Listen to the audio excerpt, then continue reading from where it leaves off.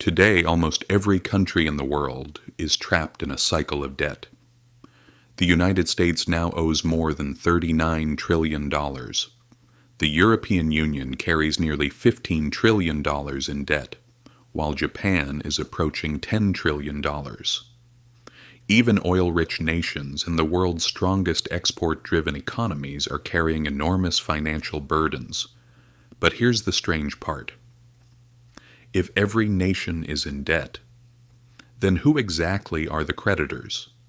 This is the financial memory, where finance, power, and history come together, and believe me, in the world of finance, nothing is ever as simple as it appears from the outside, because debt is not just an economic responsibility.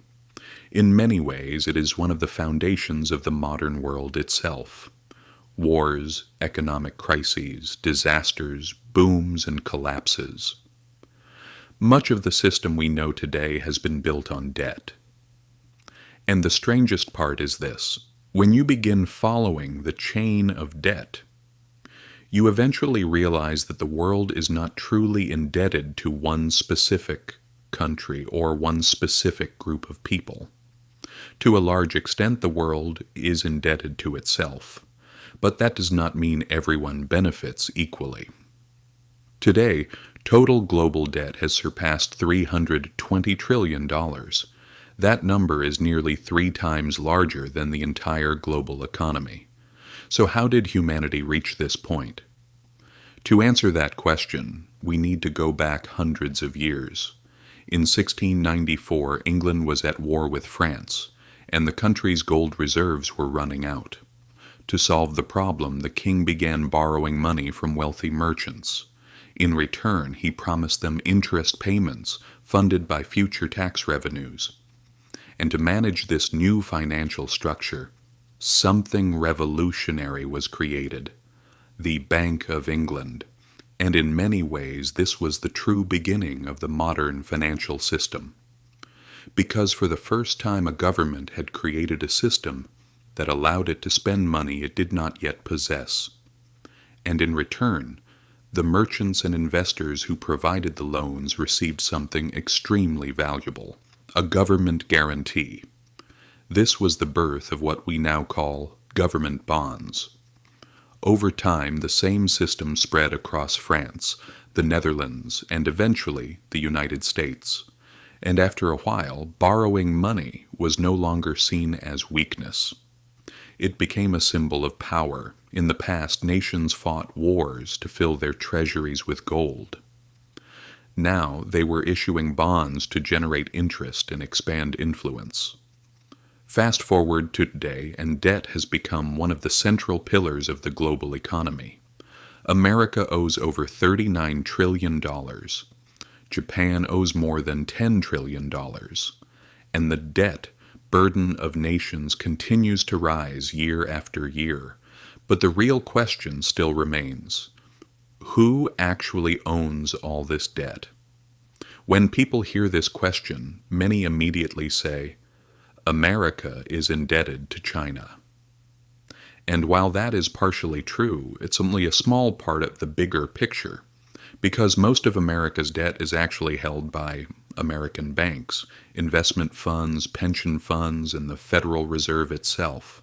In other words, the system functions like a massive financial wheel constantly turning within itself. Governments issue bonds. Banks buy them.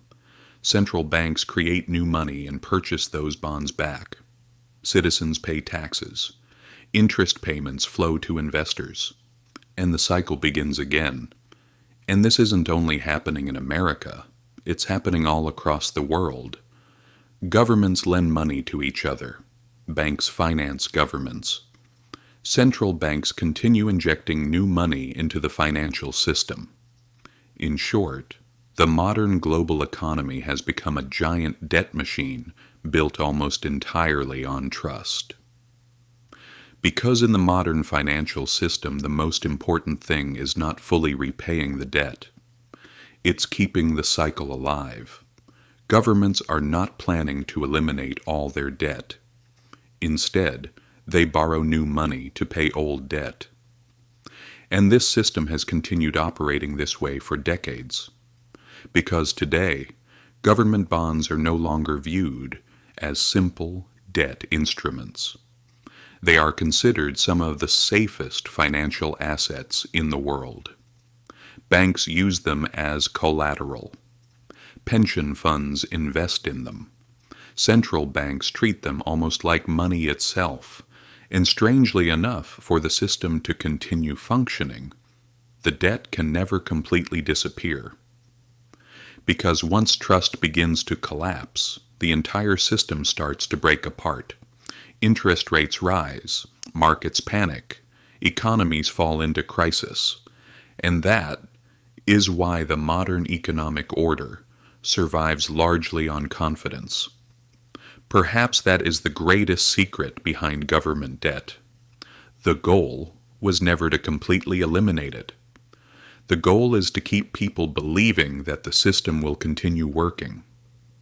And if this video opened a new perspective in your mind and helped you see the world differently, don't forget to subscribe. Because history always has something to say, and I will continue showing you the truths hidden behind those stories.